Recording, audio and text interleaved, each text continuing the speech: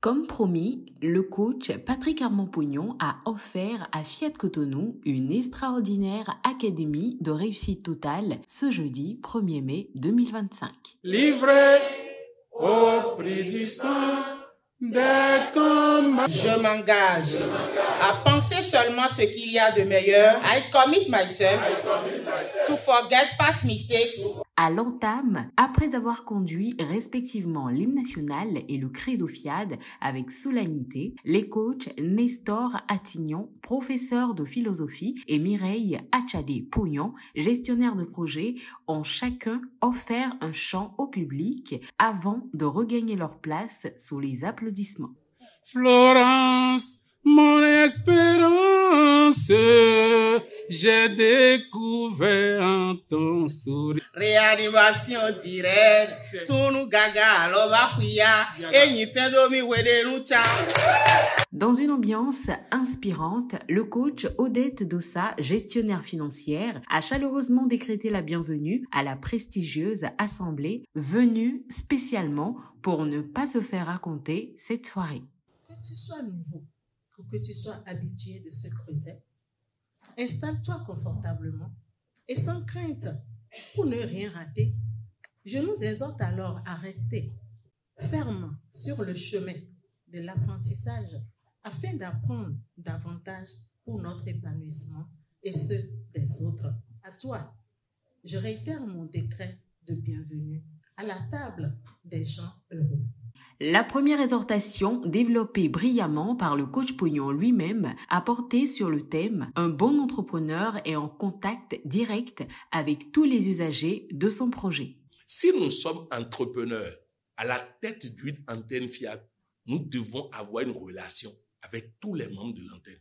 Tous les membres. Je dois établir une relation avec eux. C'est ça, un entrepreneur. Parce que si je ne suis pas en relation avec eux, je ne sais même pas quand ils sont fâchés. Je ne sais même pas quand ils sont contents. Alors, si vous êtes entrepreneur, soyez en contact avec les employés. Soyez en contact avec les fournisseurs. Soyez en contact avec les usagers du système afin d'avoir de bonnes informations. La deuxième exhortation a pris un tournant technique avec le coach Rodrigue Agongbonou, médecin formateur, puisqu'elle a abordé l'utilité de maîtriser la conduite, l'anglais, l'informatique et les réseaux sociaux pour trouver une place sur le marché de l'emploi.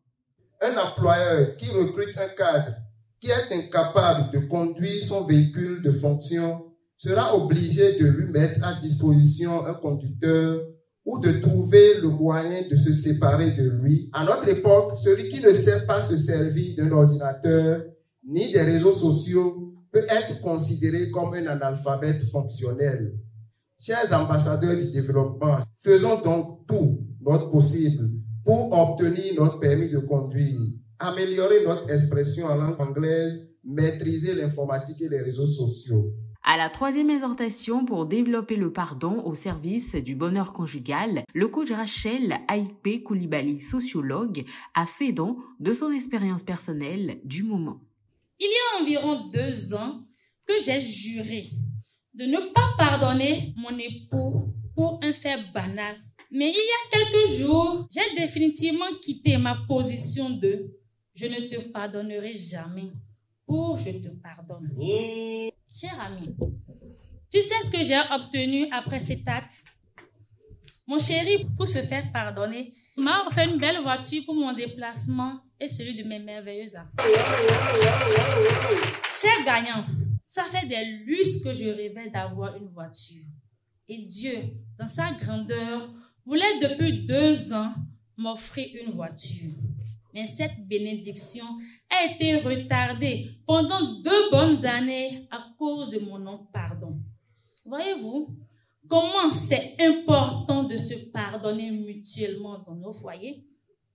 Est-ce que vous savez qu'une vie sans pardon est une série de bénédictions reportées? Une exhortation profonde que le coach Pognon n'a manqué de commenter. Chers amis, ne pas pardonner, c'est supposer qu'on a raison.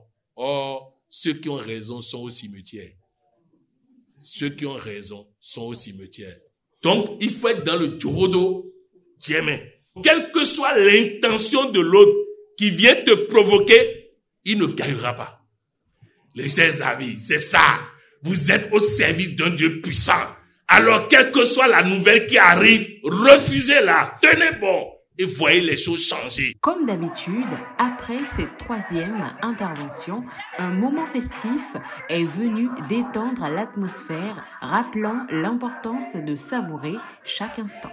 Le témoin a ensuite été passé au coach Yves Amoussou, auditeur comptable, pour boucler la série des exhortations avec le thème « La santé par la zen attitude ». La zen attitude consolide le couple, ouvre des portes à des bénédictions et nous rend invincibles.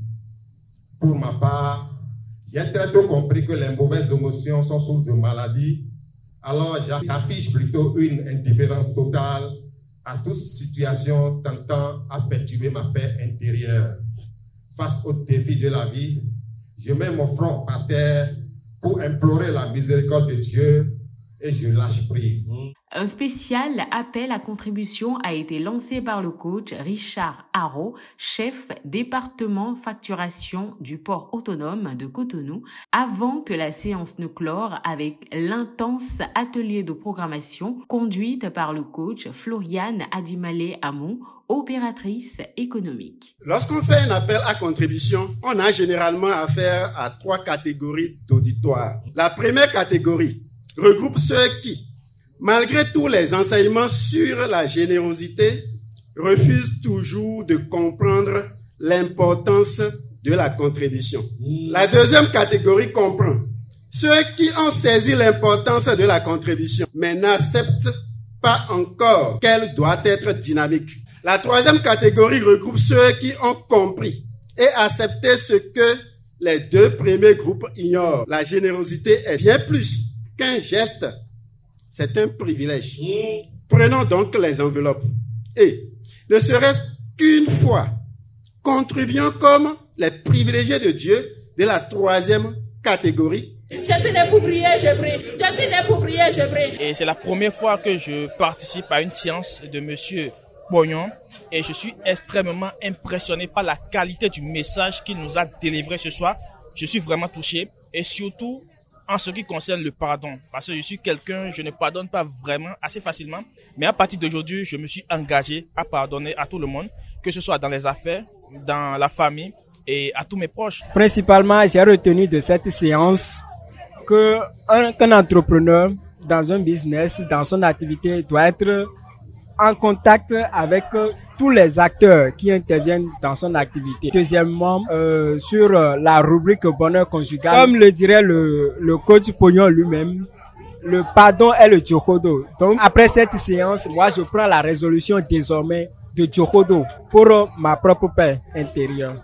Enfin, c'est après avoir dégusté le cocktail prévu pour le bon plaisir que les participants ont pris congé les uns des autres avec l'ardent désir de vite se retrouver jeudi prochain.